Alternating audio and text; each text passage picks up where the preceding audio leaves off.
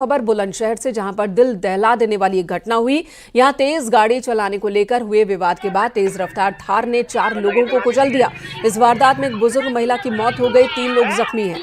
इसकी सूचना मिलने पर पुलिस के आला अधिकारियों समेत कई थानों की फोर्स मौके पर पहुंची। बताया जा रहा है कि गांव के कुछ लोगों ने तेज रफ्तार से गाड़ी चलाने का विरोध किया था, इसे लेकर मारपीट हुई। इस घटना के बाद थार सवारों ने 4 लोगों को कुचल दिया। बुलंदशहर देहात कोतवाली के सुनहेरा की ये घटना है। पुलिस ने इस मामले में एफआईआर दर्ज की है।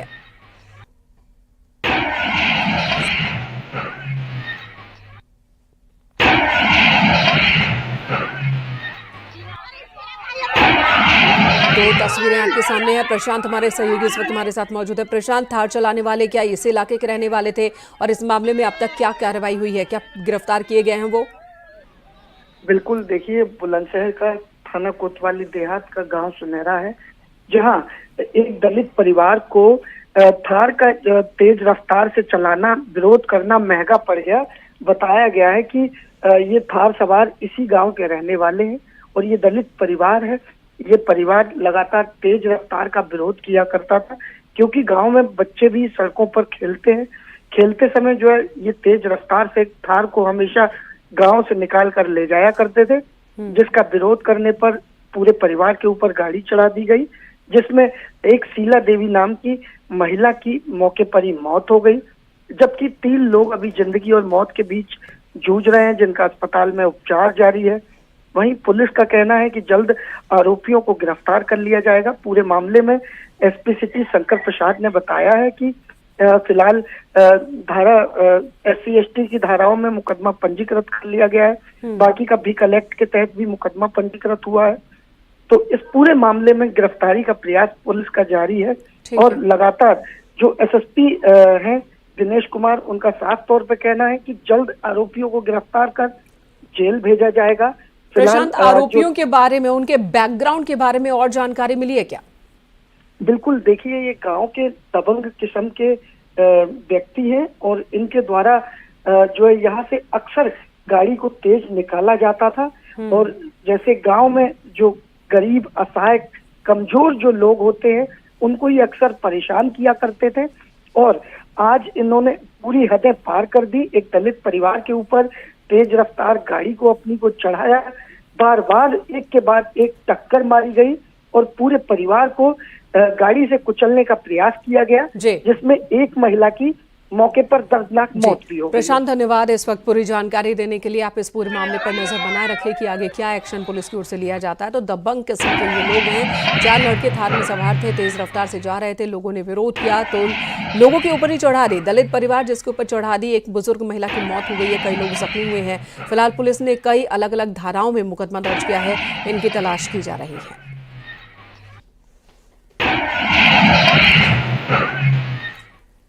इटावा में इंजीनियर मोहित यादव सुसाइड मामले में नया मोड़ आया। मोहित यादव का पत्नी नेहा से बातचीत का 1 मिनट का ऑडियो क्लिप सामने आया है।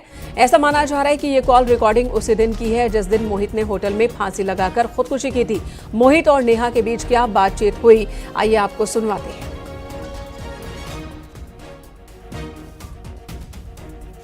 हेलो, सो जाओ आराम से। अब तुम नेहा, तुम क्यों फालतू बात कर रही है, ये बताओ मुझे पहले। कुछ नहीं, अब सो जाओ आराम से मोहित। क्या सो जाऊं आराम से? अब सुबह जो होगा सब तुम्हें सब पता चल जाएगा। नहीं तो इसमें क्या सुबह हो जाएगा, ये बताओ ना मुझे। तुम पता नहीं बेवकूफी वाली बात क्यों करती हो। मुझे भी नहीं पता मोहित, अब क्या होगा सुबह। यार, तुम्हारा कभी डिवोर्स चाहिए, कभी मुझे अपनी मर्जी से नखलऊ शिफ्ट होना है। मोहित प्लीज, मुझे नहीं पता क्या होगा। मेरे पास रूम में जितनी दवाइयाँ थी मैंने सारी खा ली। अब मैं बताओ क्या कर सकता हूँ, खाली है तो। कुछ मत करो, बस प्यार से सो जाओ तुम। यार, ये नेहा फालतू की बातें मत करो। तुम्हारी जान कसम, मैंने सारी दवाइयाँ खा ली। ये फालतू की बातें मत करो प्लीज। उल्टी कर लो या कि तो मोहित एक तरफ रिक्वेस्ट कर रहा है, वहीं इमोशनल अत्याचार कह सकते हैं नेहा की तरफ से। फिलहाल इस ऑडियो क्लिप को भी जांच के दायरे में लाया गया है। इधर सुल्तानपुर में शादी के तीसरे दिन प्रेमी संग दुल्हन फरार हो गई। बताया जा रहा है कि शादी के 2 दिन बाद वो वापस मायके पहुंची, वहां से अपने प्रेमी के साथ फरार हो गई। पुलिस के दखल के बाद दोनों पक्षों ने शादी में दिए गए सामान वापस कर दिए एक दूसरे को, लेकिन लड़की आने को राजी नहीं। लड़की के गायब होने को लेकर गुमशुदगी का केस दर्ज किया गया। पुलिस मामले की जांच में जुटी है।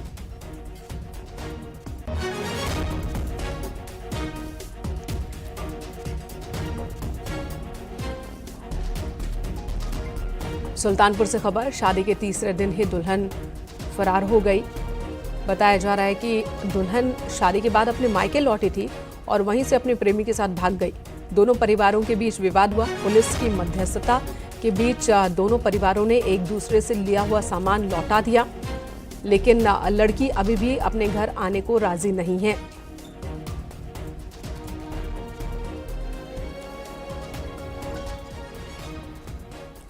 सुल्तानपुर से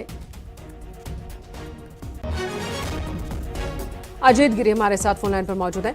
अजीत, सुल्तानपुर में अब कुछ उसी तरह की चीजें पिछले कुछ दिनों से जो देखने को मिल रही हैं, जहां पर एक लड़की शादी के 3 दिन बाद ही भाग जाती है, आखिर क्या वजह बताई जा रही है? जी, मैं आपको बताना चाहूंगा कि बधुआ कला थाना क्षेत्र का एक गांव के रहने वाले ने मैं आपको बता दूं कि जिसकी 16 अप्रैल को शादी धमौर थाना क्षेत्र में एक लड़की से हुई थी। और आपको बता दूं, उस लड़की से शादी के 3 दिन बाद वह लड़की अपने प्रेमी के संग फरार हो जाती है, जिसमें लड़की को बरामद भी कर लिया जाता है। हालांकि दूल्हा के चाहते लड़की को रखना नहीं चाहता, उसने फैसला किया है कि मैं इस लड़की के साथ नहीं रहना चाहता हूँ, जिसको लेकर तरह तरह की चर्चाएं आ रही हैं। पुलिस भी मामले की जाँच कर रही है, क्योंकि पुलिस पर भी जिस तरह से थाने पर मुकदमा दर्ज, लड़की के गायब होने की गुमशुदगी का मुकदमा दर्ज किया गया था। मामले की जाँच पड़ताल में लगातार पुलिस की कार्रवाई की जा रही थी, लेकिन कहीं न कहीं ससुराल पक्ष वाले जो सभी लोग थाने पहुंचे थे, उन्होंने दूल्हे के पिता पर भी, दोनों पक्षों के वकील थे, दोनों की मौजूदगी में द्वारा पर लगाए गए सामानों की वापसी को लेकर सहमति भी बनी। थाना प्रभारी जो थे अंजू मिश्रा ने बताया कि लड़की के गायब होने के बाद गुमशुदगी का मुकदमा दर्ज किया गया था। हालांकि लड़की बरामद कर ली गई थी, लेकिन अब लड़का जो है वो लड़की को रखने के लिए मतलब राजी नहीं है। वो साफ तौर पर कहना चाहता है कि मैं ऐसी लड़की के साथ नहीं रह सकता हूँ जिसने मेरे परिवार, मेरे ईमान और तो लड़का भी अब लड़की को रखने को राजी नहीं है। शादी लगभग टूट गई है, औपचारिकता बाकी है। धन्यवाद आपका इस वक्त पूरी जानकारी देने के लिए।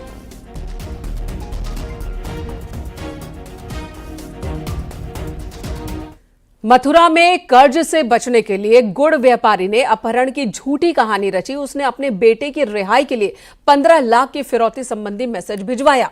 आरोपों के मुताबिक 5 लाख रुपए के कर्जे के चलते उसने इस वारदात को अंजाम दिया, ताकि जो कर्जा देने वाले लोग हैं उससे पैसे वापस न मांगे। एसओजी थाना जमुनापार, स्वाट और सर्विलांस टीम ने अपहरण की इस कहानी का पर्दाफाश किया। शातिर बाप और बेटे को गिरफ्तार किया। पुलिस ने सोनू को राजस्थान के जयपुर रेलवे स्टेशन से गिरफ्तार किया है। उसके कब्जे से 22,000 रुपए और 3 मोबाइल फोन बरामद किए। अलीगढ़ जिले के इगलास का रहने वाला नवाब सिंह गुड़ व्यापारी है। 19 अप्रैल को नवाब सिंह ने जानकारी दी थी कि उसके बेटे को मथुरा के जमुनापार क्षेत्र से अगवा कर लिया गया है। सूचना पर कई टीमों का गठन किया पुलिस ने और इस मामले का खुलासा किया है।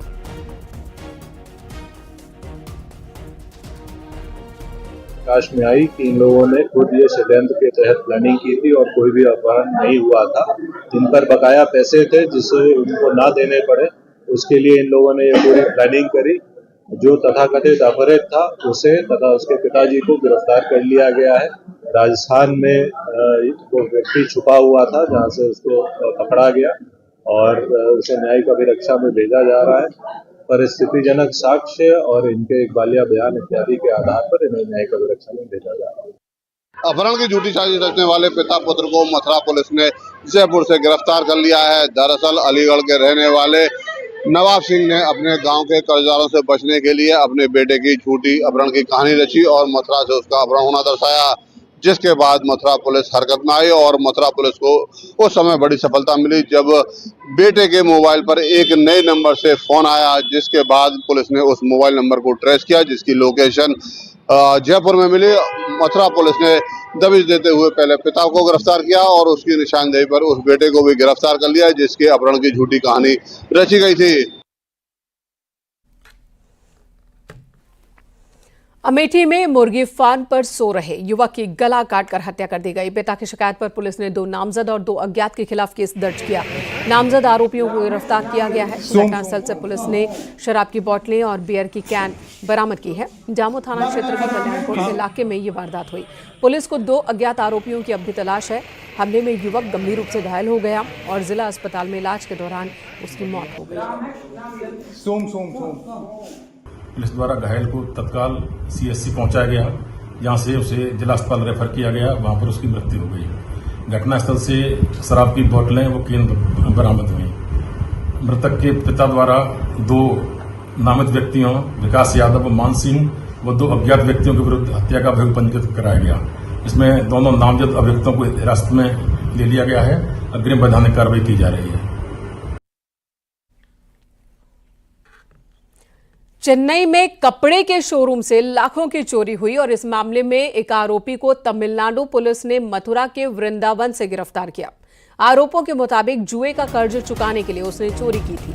वो आगरा के रहने वाले अपने एक दोस्त के साथ मिलकर कपड़ा शोरूम से 9 लाख रुपए की चोरी की। इस मामले में शोरूम के मालिक ने चेन्नई के थाने में रिपोर्ट दर्ज कराई थी। चोरी की वारदात को अंजाम देकर वृंदावन में ई रिक्शा चला रहा था वो शख्स। पूछताछ में आरोपी ने बताया कि चोरी की रकम से उसने 2.5 लाख रुपए मिले थे और उस पैसे से उसने अपना कर्ज चुकाया, जो कर्ज जुए के दौरान उसने उठाया था। तमिलनाडु पुलिस आरोपी को गिरफ्तार कर अपने साथ ले गई।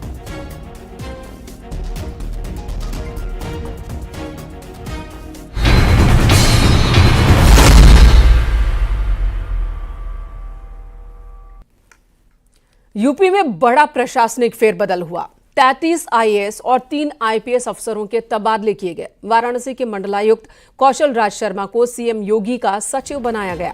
विशेष सचिव मुख्यमंत्री सत्येंद्र कुमार को वाराणसी का नया डीएम बनाया गया।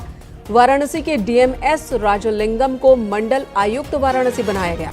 आईएएस विशाल सिंह को सूचना निदेशक की जिम्मेदारी सौंपी गई है। लखनऊ के नगर आयुक्त इंद्रजीत सिंह का भी तबादला किया गया है।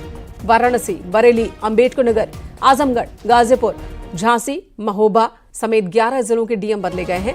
वहीं ADG zone Meerut DK Thakur को हटाकर प्रयागराज जोन में एडीजी रहे भानु भास्कर को मेरठ का नया एडीजी जोन बनाया गया।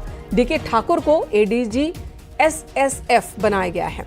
डॉक्टर संजीव गुप्ता को एडीजी प्रयागराज जोन बनाया गया है।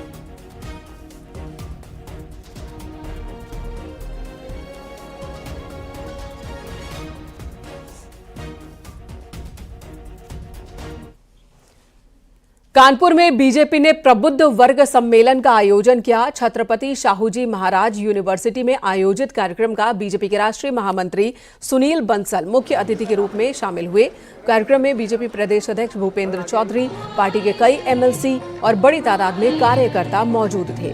इस सम्मेलन में सबसे खास रहा पूर्व प्रधानमंत्री अटल बिहारी वाजपेयी का एआई के जरिए वीडियो संदेश। उनकी आवाज और चेहरे के हाव भाव को एआई से जनरेट कर करीब 3 मिनट का संदेश एक राष्ट्र एक चुनाव देश के हित में होने से की अपील की गई।